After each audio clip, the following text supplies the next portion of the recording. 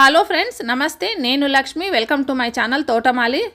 మల్లెపూలకి season start అవుతుందండి. Summer వస్తుంది అంటే మల్లెపూల సీజన్ స్టార్ట్ అవుతుంది. ఒకవైపు వేడి, ఒకవైపు సువాసనలు రెండూ కూడా ఈ సీజన్లో మనం అనుభవిస్తాము.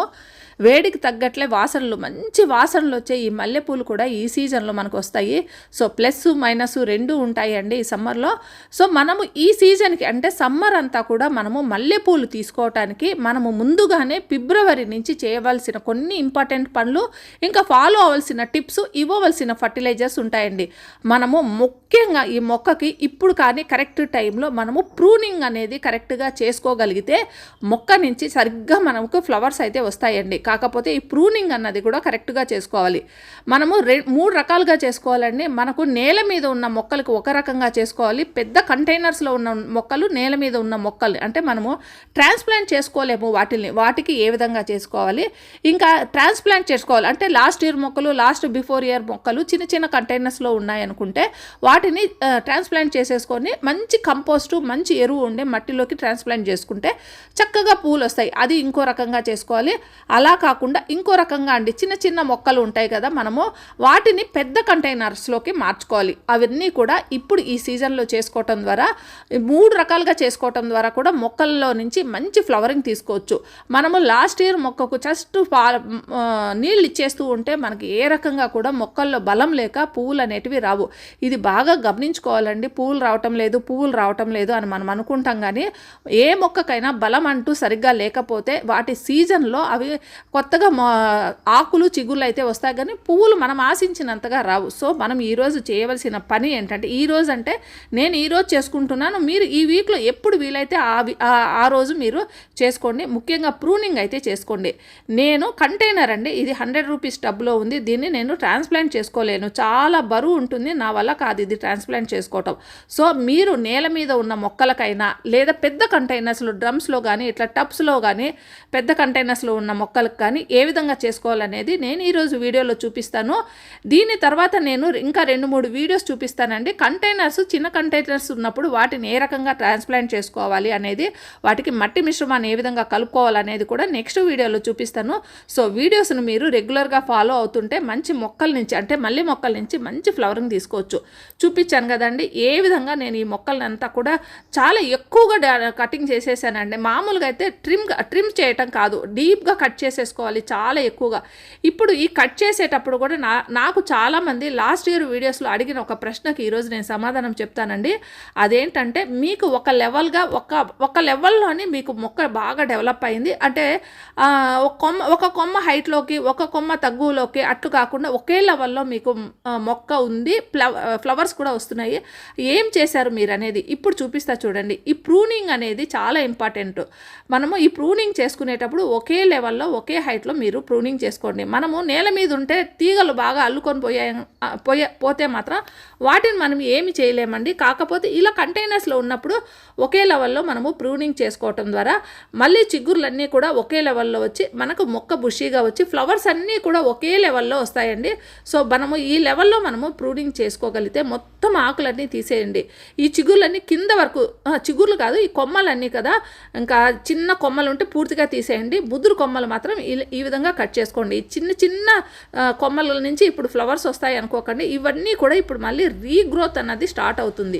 మళ్ళీ కొత్త చిగుర్లు, కొత్త కొమ్మలు అన్నీ వస్తాయి. కాబట్టి ఈ పాత చిగుర్లు కొత్తగా వచ్చినవన్నీ పూర్తిగా తీసేసి ఈ ముదురుగా ఉండే ఇవన్నీ మొక్కలన్నీ కూడా ఈ రకంగా జానడు ఉంచానండి. అంతే నేను ఎలాగో మనం ఇప్పుడు ఈ కటింగ్స్ అన్నీ చేస్తాం కదండి. ఈ కటింగ్స్ను మనం ఉపయోగించి కొత్త మొక్కలు తయారు చేసుకోవటానికి కూడా ఇది మంచి కరెక్ట్ సీజన్ అండి. మన దగ్గర ఉన్న మొక్కలే కాకుండా మనము ఈ మల్లెల్లో చాలా వెరైటీస్ మన ఫ్రెండ్స్ దగ్గర ఉన్నా కూడా ప్రతి ఒక్కరు ఇప్పుడు ట్రిమ్ చేస్తారండి. సో ఎవరిని అడిగినా కూడా ఇవి వేస్ట్గా పడేయటమే, చాలా ఎక్కువగా డీప్గా కట్ చేస్తారు కాబట్టి అన్నీ వేస్ట్గా పడేయటమే కాబట్టి అడగంగానే ఇస్తారండి. సో అడిగి తీసుకొని అన్ని కటింగ్స్ పెట్టుకోవటం ద్వారా కొత్త మొక్కలను మీరు డెవలప్ చేసుకోవచ్చు. నేను ఇది వరకే కొత్త మొక్కల్ని డెవలప్ చేసుకున్నానండి. వాటిని నేను ఏ విధంగా మనము రీపార్ట్ చేసుకోవాలి లేదా కొత్త మొక్కల్ని ఏ విధంగా ఈ కటింగ్స్ ద్వారా డెవలప్ చేసుకోవాలనేది కూడా నెక్స్ట్ వీడియోలో మీకు తెలియజేస్తాను. మనం ఈ విధంగా మనము కటింగ్స్ అంతా చేసేసాం కదా, ఇప్పుడు ఏం చేయాలంటే ఈ మొక్కనంతా కూడా ఈ మట్టినంతా కూడా కిందికి పైకి కలియదిప్పండి. వేర్లు అనేటివి కొంచెం పైకి తగులుతూ ఉంటాయి, అయినా పర్వాలేదు. పైన చిన్న చిన్న లేత వేర్లే ఉంటాయండి. మదర్ ప్లాంట్కు ఈ మదర్ వేర్ అనేది కింద వైపుకే ఉంటుంది, దానికి ఎలాంటి డ్యామేజ్ అయితే కాదు. పైన మనం ఈ విధంగా మట్టినంతా కూడా పొడిగా చేసుకొని ఇంకా నెక్స్ట్ మంచి ఫర్టిలైజర్ని మొదటిసారిగా ఫర్టిలైజర్ ఇచ్చేటప్పుడు మంచి రిచ్గా ఉండే ఫర్టిలైజర్ ఇవ్వండి. మనకి లాస్ట్ ఇయర్ సమ్మర్ కంప్లీట్ అవ్వంగానే ఈ మొక్క మీద శ్రద్ధ అందరూ తగ్గించేసింటారు. ఇప్పుడు మళ్ళీ 1 ఇయర్ తర్వాత మనం ఫర్టిలైజర్ ఇవ్వటం మొదలవుతుంది కాబట్టి మంచి ఫర్టిలైజర్ ఇప్పుడు ఈ మొక్కకి ఇవ్వటం ద్వారా మొక్కలో అనేది రీగ్రోత్ స్టార్ట్ అవుతుంది.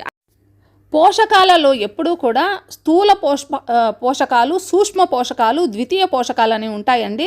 మ్యాక్రోన్యూట్రియంట్స్, మైక్రోన్యూట్రియంట్స్, సెకండరీ న్యూట్రియంట్స్ ఇవన్నీ కలిపి ఉన్న పోషకాలను మనము ఇప్పుడు ఇవ్వాలి. సో ఈ ఫర్టిలైజర్ని ఏ విధంగా తయారు చేసుకోవాలనేది కూడా ఇప్పుడు మీకు వీడియోలో తెలియజేస్తాను. వీడియోలో చూపించే ముందు ఈ ఒక్క ఫర్టిలైజర్తో పాటు నేను నెక్స్ట్ దీనికి ఆవు పేడ లేదా కంపోస్ట్ కూడా యాడ్ చేయండి. అంటే మనము ప్రత్యేకంగా ఇవ్వాలండి. ఇప్పుడు ఫస్ట్ టైం ఇచ్చేటప్పుడు నేను హోమ్ మేడ్ ఫర్టిలైజర్ని తయారు చేసి ఇచ్చాను. దానితో పాటు ఈ కంపోస్ట్ను కూడా ఇస్తున్నాను. ఈ కంపోస్ట్తో పాటు నెక్స్ట్ థర్డ్ వన్గా నేను బూడిదని ఇస్తున్నానండి. బూడిద కూడా ఇప్పుడు ఇవ్వటం ద్వారా ఈ మొక్కలు చాలా చక్కగా ఉపయోగపడుతుంది. సో ఈ 3 ఐటమ్స్ అండి. ఫర్టిలైజర్ ఇచ్చాను, తర్వాత నేను కంపోస్ట్ ఇచ్చాను, తర్వాత బూడిద ఇచ్చాను. ఈ 3 ఇచ్చిన తర్వాత మొక్కకు చక్కగా వాటర్ అయితే ఇచ్చేసేయండి. వాటర్ని కూడా బాగా ఇవ్వండి. ఒక్కసారి ఇప్పుడు వాటర్ ఇచ్చేసిన తర్వాత ఒక 2-3 రోజుల వరకు ఈ మొక్కకు ఎలాంటి వాటర్ ఇవ్వకండి. 3 రోజుల వరకు అలా ఉంచేసిన తరువాత నుంచి ఈ మొక్కల గ్రోత్ అనేది మీరు చూడండి ఎంత చక్కగా గ్రోత్, చిన్న చిన్న చిగుర్లు అనేటివి స్టార్ట్ అయిపోతాయి. ఇవన్నీ ఇచ్చి కలయబెట్టేటప్పుడు ఒక ఐటమ్ ఇప్పుడు బయటపడింది చూడండి. ఇది ఒక చిన్న ఇనుప రేక్ అండి. మొక్కల్లో ఐరన్ డెఫిషియన్సీ లేకుండా ఉండటం కోసము అన్ని మొక్కల్లో నేను చిన్నగా ఇట్లాంటివి ఐరన్ ఏదైనా వస్తువులు ఉన్నా కూడా వీటిని పెడుతూ ఉంటాను. దాని ద్వారా ఈ మట్టిలో మనం వాటర్ ఇచ్చినప్పుడు ఇది కూడా మనకి ఐరన్ కొద్దిగా దాని తుప్పు ఉంటుంది కదండి, అది కలిసి మొక్కల్లో ఐరన్ డెఫిషియన్సీ లేకుండా ఉండడం కోసం నేను ఆ విధంగా ప్రతి మొక్కలో కూడా చిన్న మొక్కలు అనమాట ఐరన్కి సంబంధించిన ముక్కలు మన దగ్గర ఏ ఉన్నా ఇంట్లో వాటిని అలా పెట్టేశాను. సో అది కూడా ఒక చిన్న టిప్పే అండి.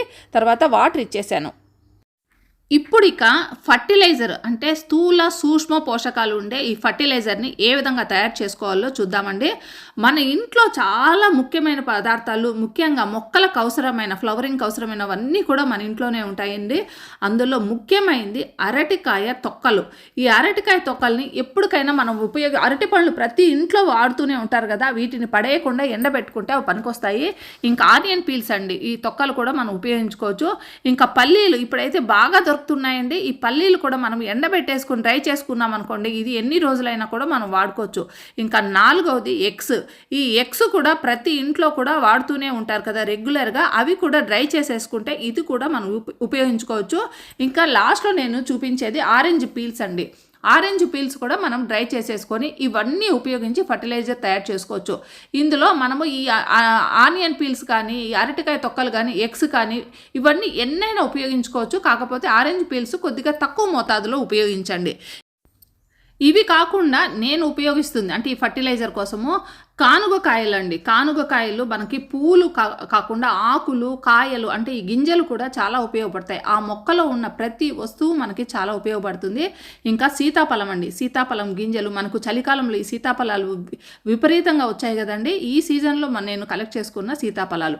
ఇవి కాకుండా ఇంకా ఆవాల గింజలతో తయారైన ఈ ఫర్టిలైజర్ అండి. ఆవాల ఫర్టిలైజర్ ఒకవేళ మీ దగ్గర లేకపోతే అంటే నీమ్ కేక్ పౌడర్ లాగా ఆవాల కేక్ పౌడర్ కూడా మనకు ఆన్లైన్లో దొరుకుతుంటుంది. ఒకవేళ ఇది లేకపోతే ఆవాలను మీరు మిక్సీ పెట్టుకుంటే కూడా అది కూడా సరిపోతుంది. ఇవన్నీ నేను ఒక మిక్సీలో వేసేసి పౌడర్ చేసుకొని పెట్టుకుంటాను. ఇంకో టిప్ని తెలియజేస్తానండి. చాలామంది ఎగ్షెల్స్ మేము యూజ్ చేయము, దానికి ఆల్టర్నేటివ్గా ఏదైనా చెప్పండి అనేసి అంటుంటారు. దీనికి ఆల్టర్నేటివ్గా నేను ఈరోజు చూపిస్తున్నాను రాక్ ఫాస్ఫేట్ అండి. ఈ రాక్ ఫాస్ఫేట్ మనకు ఆన్లైన్లో దొరుకుతుంది. దీన్ని మనము ఎక్షెల్స్కి ఆల్టర్నేటివ్గా ఉపయోగించవచ్చు. సో ఇవన్నీ కూడా మిక్స్ చేసి పెట్టుకుంటే ఈ విధంగా మనకు ఫర్టిలైజర్ తయారవుతుంది. నా దగ్గర చాలా ఎక్కువ మోతాదులో నేను ఈ ఫర్టిలైజర్ని తయారు చేసి పెట్టుకున్నానండి. ఈ ఎక్షెల్స్ స్కూల్స్లలో పిల్లలకి మధ్యాహ్నం భోజనాలు దొరుకుతాయి కదా, అక్కడ తెచ్చుకున్నాను. సో ఇవన్నీ ఉపయోగించి ఈ మొక్కలకి ఇవ్వటం ద్వారా చిగుర్లు అనేటివి ఎంత చక్కగా స్టార్ట్ అవుతాయి చూడండి. మనకి మొగ్గలు కూడా కొత్తగా వచ్చిన చిగుర్లలో నుంచే వస్తాయండి. పాత చిగుర్లలో మీకు ఎలాంటి పువ్వులు రావు. సో బాగా ట్రిమ్ చేసేసి ఈ రకంగా ఫర్టిలైజర్ తయారు చేసి ఇవ్వండి. చక్కగా చిగుర్లు స్టార్ట్ అయ్యి ఇంకా చిగుర్ల నుంచి ఇంకా మొగ్గలు రావటం అనేది మొదలవుతుంది. ఈరోజు వీడియోలో మీకు అందరికీ ఉపయోగపడే ఒక మంచి ఫర్టిలైజర్ని, అంటే ఈ మల్లె మొక్కల సీజన్లో వాడాల్సిన ఫర్టిలైజర్ని తెలియజేశాను. ఈ వీడియో మీకు అందరికీ ఉపయోగపడుతుందని నేను ఆశిస్తున్నానండి. నచ్చితే ఒక లైక్, కామెంట్ ఇవ్వండి. మళ్ళీ మరో మంచి వీడియోతో మీ ముందుకు వస్తాను. అంతవరకు హ్యాపీ గార్డెనింగ్. Bye bye.